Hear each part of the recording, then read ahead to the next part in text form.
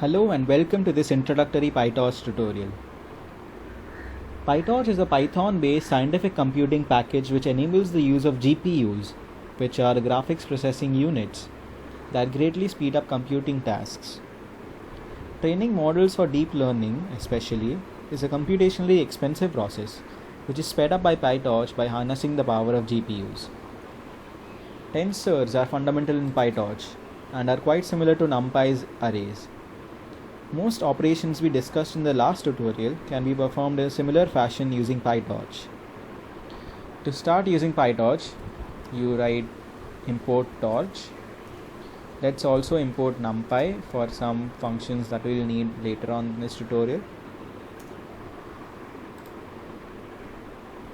So to define a tensor, which is fundamental to PyTorch, you say x equals say torch.tensor and then put in the value as a list here, let's say 4, 3, and then let's print out x. You can also print out the size of x using the size function x.size. You can add two tensors easily, just like in NumPy. Suppose you have a tensor y equal to torch.tensor, say let's say 30, 40, and then let's print x plus y. If you want to resize or reshape a tensor, you can use the torch.view function, which goes as follows. Let's say z equals torch.randn. By the way, torch.randn is used for random number generation, random tensor generation rather. And you want to view this as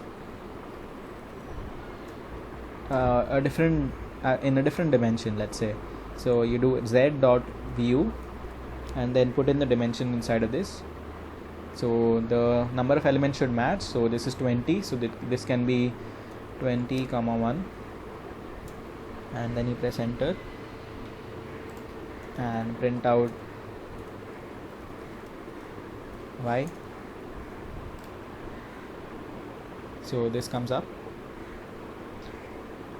You can initialize a tensor of zeros, torch.zeros as 5, 4, 3.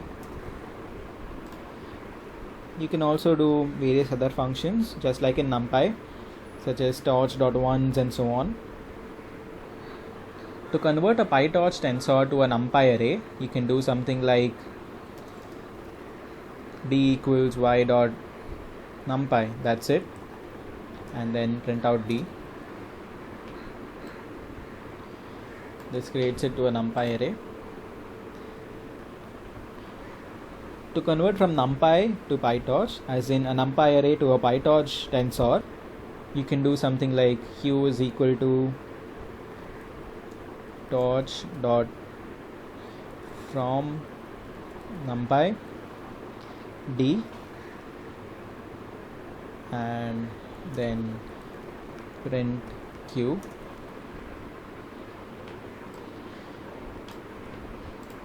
And this gets converted to a torch tensor.